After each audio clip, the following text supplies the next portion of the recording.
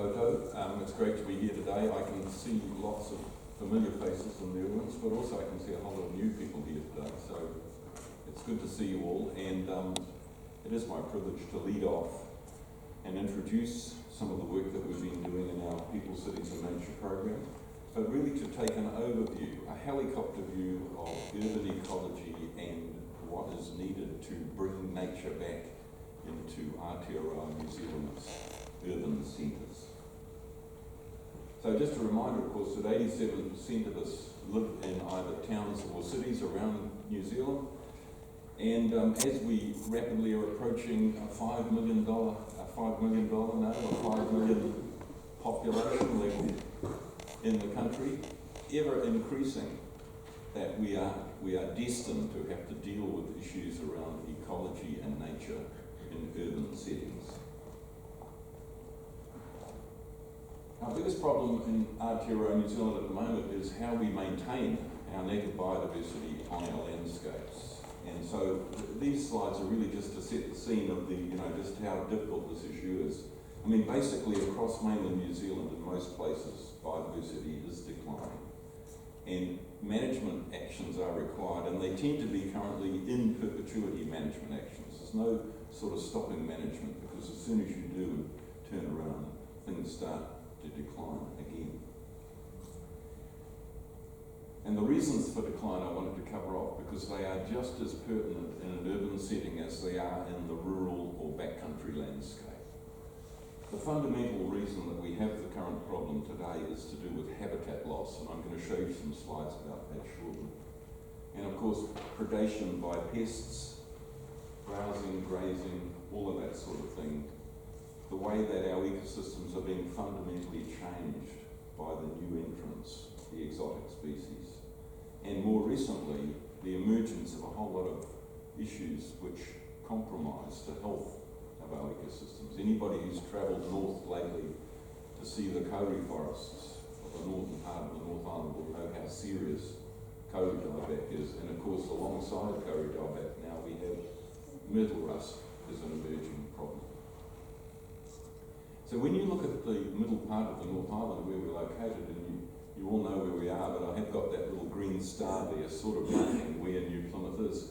Because the point I wanted to make here is that when you look at that map of the North Island of New Zealand, the red zone is what we're really talking about.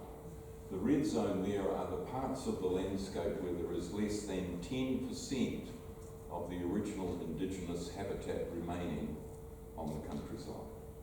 And so the green star marking New Plymouth and Taranaki, the ring plain of Mount Taranaki, and the other green star I've got up there is in the heart of the Waikato Basin, where I've come from to attend this workshop and where I've lived now for quite a long time. And my mission in life, and many of the people in my team's mission in life, is to turn the red zone back to the green zone. That's what we're trying to do. We're trying to build habitat and improve the situation for indigenous nature. The problem with habitat reduction is that when you get to a particular threshold, the 10% threshold shown on the graph here. So here, this line represents the point at which habitat reduces to the point of being 10% or less on the landscape. And at that critical threshold, what happens with the species in these ecosystems is there is a massive reduction in the number of species remaining in habitat. So you start losing 90% of the components of the system, and things really get difficult. In urban settings, this issue is best represented by the graph here, where you can see the curve shapes of the distribution of indigenous cover from the centre of urban systems, from the town or the city, going outwards away from the centre of a city or town. And these are the curve types for all New Zealand's 20 major urban centres. New Plymouth is this interesting curve D here, because New Plymouth does have the record for having the largest proportion, note proportion, not absolute hectares, the largest proportion of indigenous habitat remaining in the built-up matrix of the city.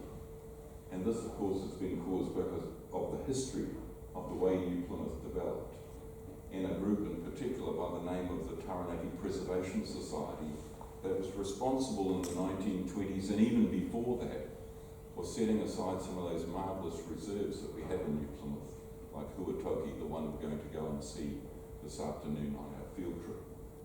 But because the plan for New Plymouth City that was set up in the 1840s as one of the New Zealand settlements, if you like, a Wakefield settlement. Originally, the plan for New Plymouth had in it a green belt around the edge of the city, and that was given away in a trade-off with European settlers who wanted to establish their farms. So actually, New Plymouth could have been even better, and still can be even better, as I'm hoping to indicate as we move through the talk today. And then the city where most of our team is based, of course, has this curve shape here, the flat line curve. It's biodiversity desert, and we've been working really hard to fix that. And if you've seen some posts recently, or you may have heard Jesse Mulligan on Radio New Zealand recently, you will know that in Hamilton City we've just recently opened an amazing urban natural heritage park, which is helping trying to fix that curve. We've got 38 hectares of new bush that's just been created after 15 years of hard work in Hamilton City. And of course there are members of our team here today from Wellington, and the Wellington-Nelson curves are the ones at the top, where you have hill country around the city, or you come into a port or an estuary or whatever, and then there's good rough terrain around. Nature has been looked after because it was too difficult for people to clear it all away, compared to, say, in Hamilton, where the land is so gentle and so flat that everything was removed. So these curves are important to understand in thinking about how you bring nature back into urban centres around New Zealand. And we do know a lot about how to fix things. So essentially the point that I'm trying to make is that depending on the city in which you live, the recipe will be different. This last point here. Depending on the city where you live, you're going to be doing a whole lot more restoration compared to reconstruction, building new habitat, and vice versa. And that's really summed up in those curves that I've just shown you. In the recent draft National Policy Statement on Indigenous Biodiversity that's just been released, a new guideline, a policy, number 19, has been recommended for implementation. We won't know till the end of this year, and possibly even early next year, about whether Policy 19 will survive in the National Policy Statement. But Policy 19 is a target for Indigenous cover, which in urban areas and peri-urban areas must be at least 10%. So there's going to be a huge challenge put out to many urban centres around New Zealand to start rebuilding some of their currently missing habitat.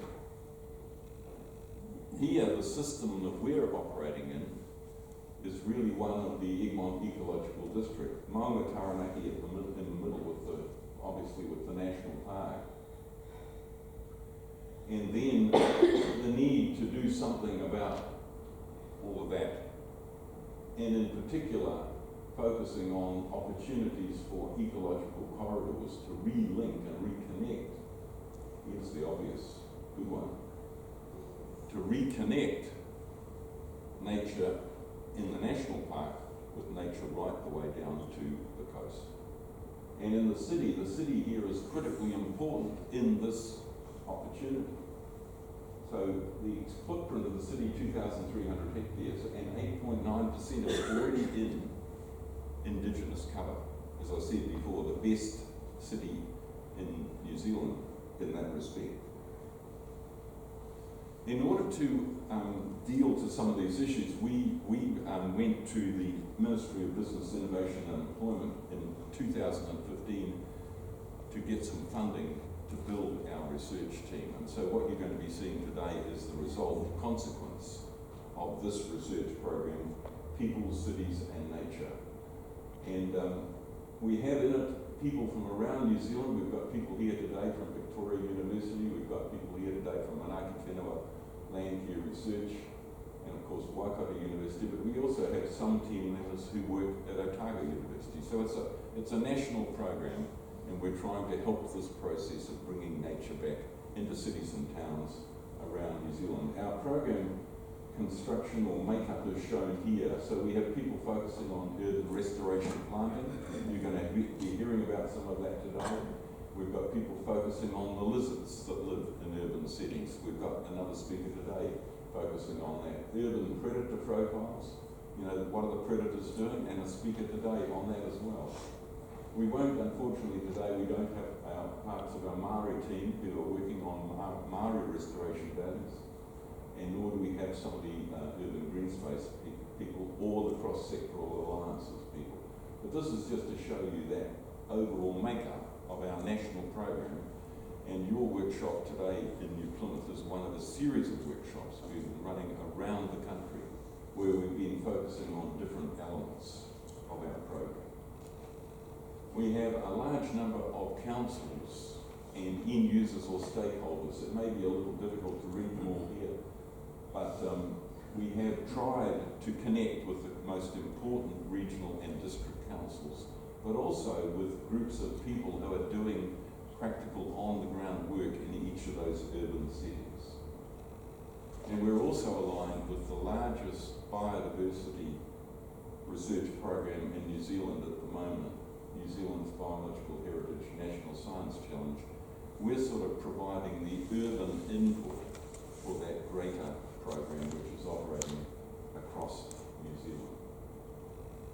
We have international partners as well, and I just wanted to mention a couple of them because we're trying to work also alongside people who are attempting to attack the same issues internationally.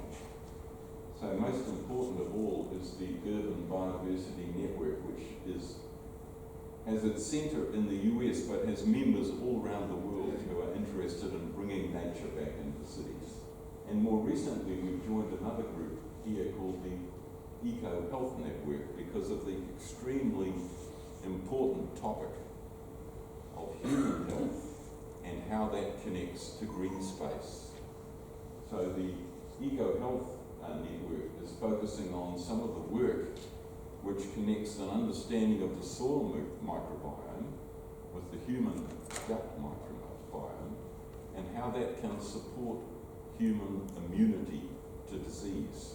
So there's now a very good amount of research out there which is demonstrating the causal mechanism for why people who live in cities which have good amounts of green space and good quality green space tend to have better health. So we believe for some time, and this is why we put the program together, that urban restoration is the new frontier for ecology in the sense that lots of people have been doing work in, out in the backcountry, in the national parks and the isolated backcountry, working in mainland sanctuaries, if you like, which tend to be at some distance away from where humans actually live. Our focus is to try and reconnect people, particularly young people, children, with the opportunity of experiencing nature in their own backyard.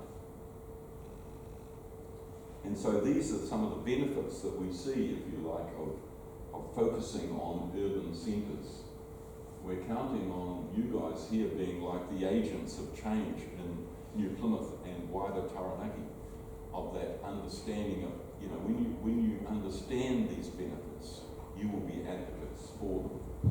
We're also capitalising on the possibility that with the large numbers of people who live in urban centres, they are a sort of a ready-made workforce. We all know about volunteering and conservation. In Hamilton, we have mobilised the community to essentially help us do that reconstruction of habitat that is currently lacking within the city. Also, we know that, and we'll hear more about that today, that the predation rates in cities are rather different. The profile of predators is different in cities compared to rural zones or backcountry, and particularly pests like weasels weasels, for example, are nowhere near as common. We also believe that urban centres are the place that can help generate the interest and activity to help restore regions. That's why I showed the image before of the whole of the Egmont Ecological District. There's an old saying that it takes a region to make a city. We're trying to turn that concept on its head, that it takes a city or an urban centre to help drive restoration change at a landscape scale, at a regional scale.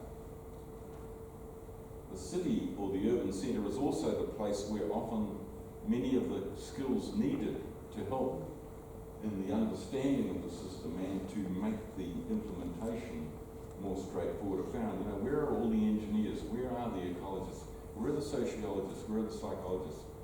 They are largely in city environments, and they are the people we need to help us in the planning and implementation of returning nature back into urban centres. Of course, when we're doing this, we're not just worried about nature for its own sake, if you like, or biodiversity for its own sake. We recognise that doing this work provides multiple benefits and makes cities more livable places. As we face the growing climate emergency and the need to buffer the climate and keep cities and towns cool, the sort of work that we're promoting will become increasingly important. Also, good urban green space helps you with filtering your air and your water, providing cooling heat islands, co-use corridors. You know, the Te Henui walkway is the classic co-use corridor where it's got the ecological benefit, the benefits of protecting water quality in the Te Henui, but the recreational opportunity provided by the walkway. And we've found in Hamilton in particular that when people mobilise and work together on a common problem, that community cohesion, social cohesion, is enhanced by this type of activity. And of course, in terms of climate change, planting lots of trees is really good for carbon sequestration and will provide a dampening or buffering of the trend towards increased temperatures and increased temperature extremes. Lastly, the other major feature of the activity that we're talking about, I've already sort of covered when I referred to the Eco-Health Network, the health and recreation benefits of having good quality green space in cities. I think New Plymouth is in a unique position because you are already ahead of the game. And of course the question will be, will you maintain your lead as everybody else tries to do some of this sort of work? But also not take the fantastic resource that you have in New Plymouth City for granted. You know, the question is how many people take the most livable, I believe, one of the most livable cities in New Zealand for granted. Don't take your green space for granted. Continue to maintain it, to protect it, to enhance it, to grow it, and to buffer it, so that it will be resilient for the long term and be an asset for the long term. These concepts are all drawn together, I think, by this slide, because fundamentally, unless we develop cities that are sustainable, it's very unlikely that our regions or our country or the globe will ever be sustainable. So I like these words from Herbert Girard here.